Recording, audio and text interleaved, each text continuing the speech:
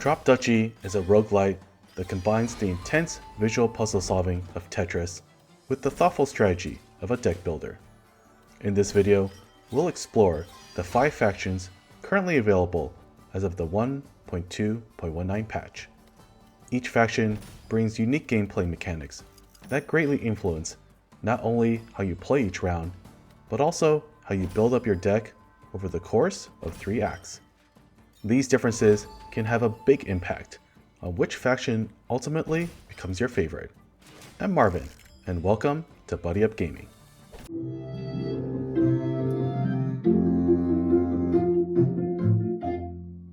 The Duchy is the first faction you'll play in Drop Duchy, and it's excellent for newcomers who are learning the ropes.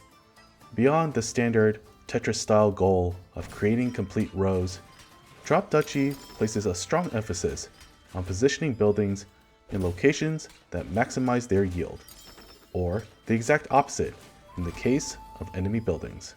The Duchy helps newcomers learn this mechanic through 2 of its starting buildings: a farm that converts plains into fields, and a watchtower that recruits troops from plains and fields.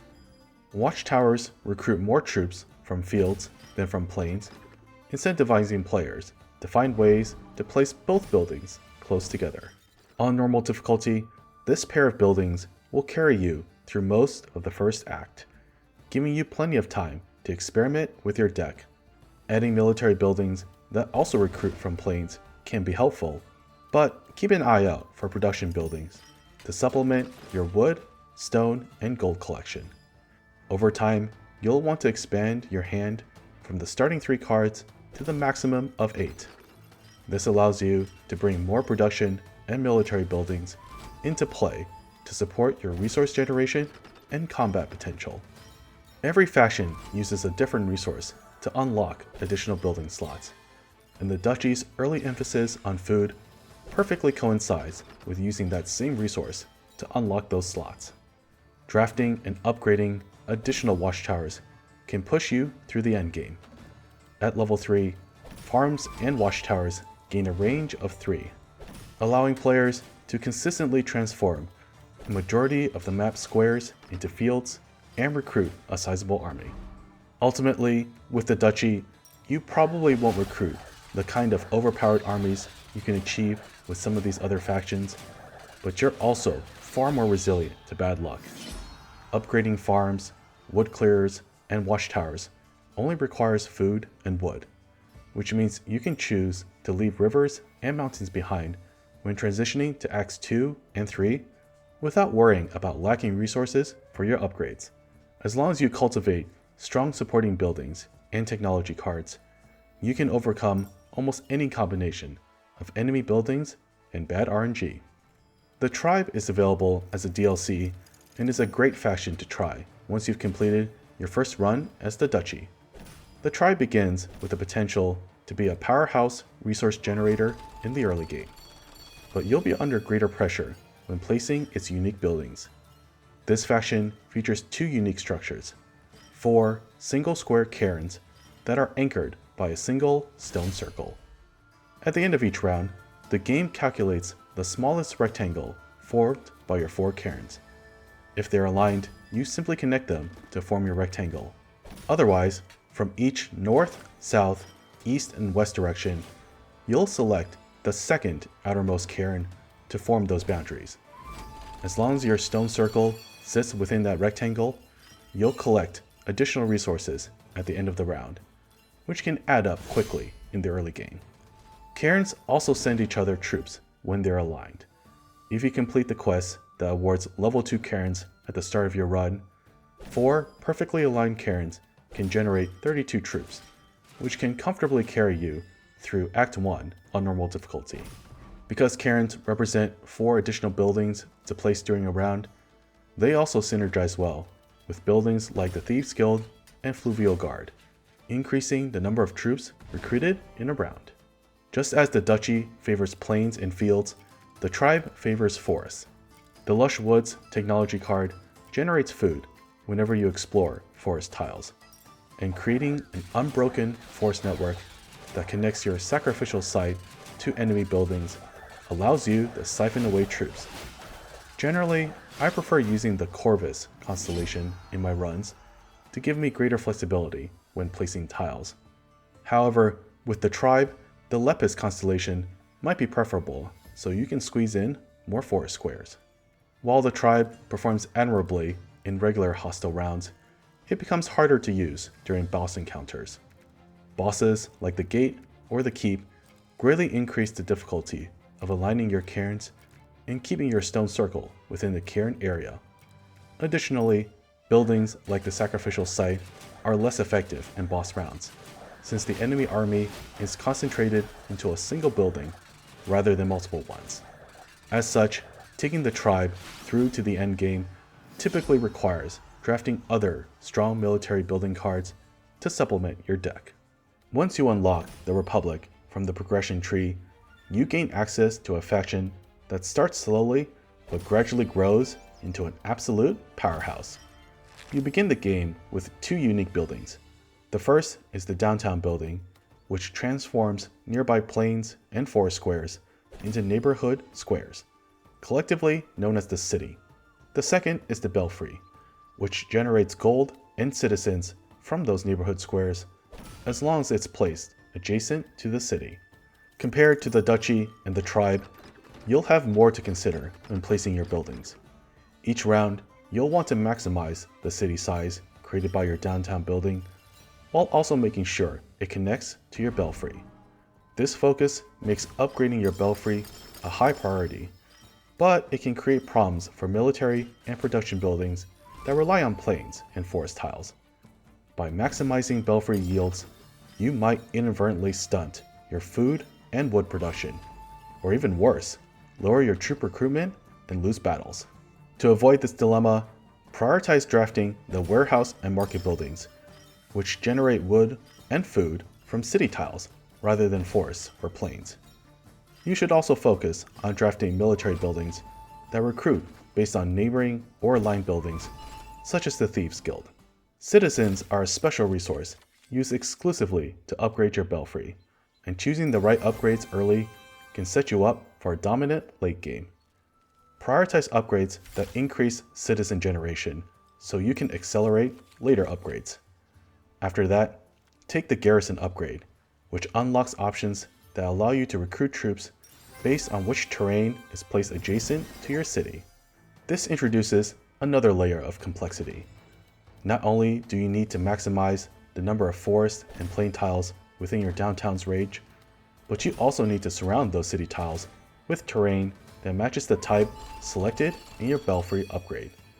It's definitely more mental work, but by the time you reach the final boss, your belfry can recruit from 2 terrain types, allowing it to generate an enormous army. The crowning achievement for the Republic comes with the final belfry upgrade, which allows you to recruit troops equal to your citizen stockpile divided by 5.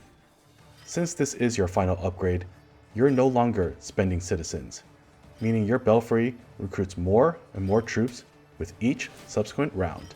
Add in the blacksmith, and you can realistically recruit 1,000 troops without breaking a sweat. The Order is another faction unlocked through the progression tree. It relies heavily on your ability to generate faith during a run, making it arguably the most RNG dependent faction. The Order starts strong thanks to its unique building, the Crack de Chevalier. This building drafts troops based on the size of the smallest connected terrain segment, which, depending on terrain distribution, can include anywhere from 35 to 70% of the total 15 pieces in a round.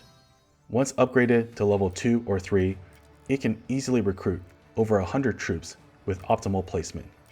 However, this puts tremendous pressure on your tile placement.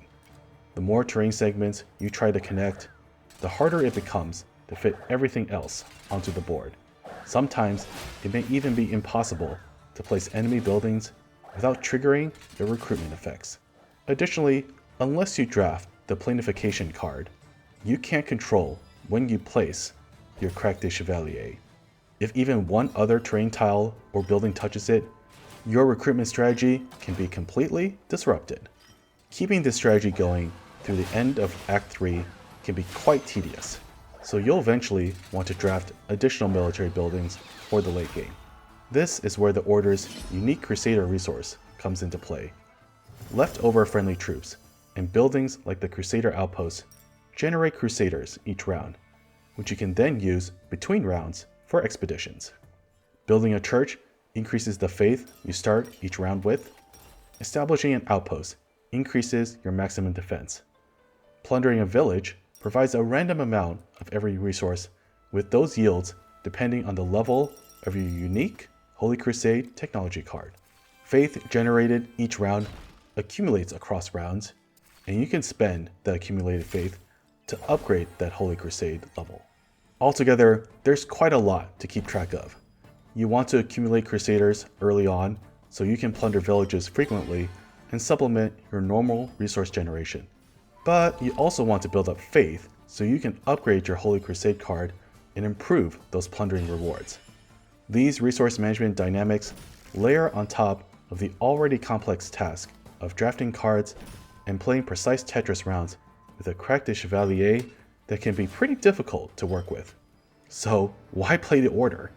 Once you get a handle on its mechanics, the faction hits a massive power spike when your faith generation climbs into the teens. At that point, you can start using buildings whose yields scale with faith, such as the Commandery for troops and the Graveyard for Crusaders.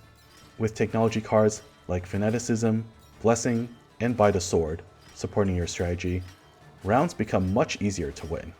This is also why the Order is so RNG dependent. Achieving that level of faith generation often relies on drafting the Cathedral card, which generates 1 to 5 faith and doubles the faith produced by adjacent buildings. Without the Cathedral, you're stuck slowly upgrading buildings like churches and seminaries. With it, your faith generation skyrockets. Exceeding 30 faith per round becomes easy, which also means generating hundreds of Crusaders that can plunder massive amounts of resources once Holy Crusade is fully upgraded. Just a few rounds with a Cathedral can max out your faith-based buildings, and with a few commanderies in play, you'll be recruiting hundreds of troops and steamrolling enemy armies and bosses. Our final faction, the North, is also available through DLC and is, in my opinion, the hardest faction to master due to its high-risk, high-reward gameplay. Like the Tribe, this faction includes a unique resource gathering mechanic. Each round includes up to 3 depot buildings associated with specific terrain types. Similar to production buildings like the lumber camp, you'll want to create the largest continuous segment of the matching terrain and connect it to your depot. Ideally, you'll also want to place the depot next to your Hall of Heroes to automatically collect additional resources. At the end of the round, instead of chaining together all friendly and enemy units for combat, you assign each friendly unit a specific target. These targets can be enemy units or buildings with resource icons, including your depots. Choosing a resource icon causes your units to pillage that space, granting resources equal to 3 times the number of troops assigned. This end of round mechanic allows the North to accelerate resource gathering dramatically, but it comes with a major drawback. Because units are assigned individually instead of automatically chaining together, enemy units are more likely to survive the round, especially if you're prioritizing pillaging. Even if you have surviving friendly units, enemy survivors will still reduce your defense. Normally, that would be a death sentence, but this is where the North's other unique mechanic comes in. Any damage your defense takes increases your Fury meter. At the end of the following round, that Fury converts into additional troops, which are distributed randomly across terrain tiles. These bonus troops can help you win the next round more cleanly, or provide additional forces to pillage buildings for resources. Of course, losing defense regularly isn't sustainable. You'll need ways to replenish it, whether through spending gold, visiting locations like villages, or using technology cards like fresh troops. Fortunately, leftover friendly troops convert into gold at the end of a round, which helps maintain your defense. Overall, gameplay with the North cycles through multiple phases: pillaging resources, intentionally taking some damage to build Fury, using Fury troops to stabilize the next round, and then restoring your defense, using the gold earned across both rounds. Playing as a North is a constant juggling act. Unique cards like Boathouse and Robustness can help manage combat, but you'll still need to become comfortable operating with low defense, especially early in your runs, when gathering extra resources is critical for accelerating your first upgrades. Drafting additional military buildings is a top priority, because winning a round isn't just about recruiting more troops. You also need the right distribution of units to eliminate every enemy army on the field. Drop Duchy features 5 highly distinct factions, each offering its own approach to resource generation and troop recruitment. Learning to harness their strengths while mitigating their weaknesses creates an incredibly satisfying progression, especially when all your preparation pays off in a well-earned victory. I hope this guide helps jumpstart your own journey into Drop Duchy. If you're interested in a deeper dive into each faction, be sure to check out our upcoming playthrough videos where I'll walk through how I prepare and play each faction. As always, if you enjoyed this video, please leave a like and subscribe to Buddy Up Gaming for more family-friendly reviews, guides, and gaming content. Take care out there.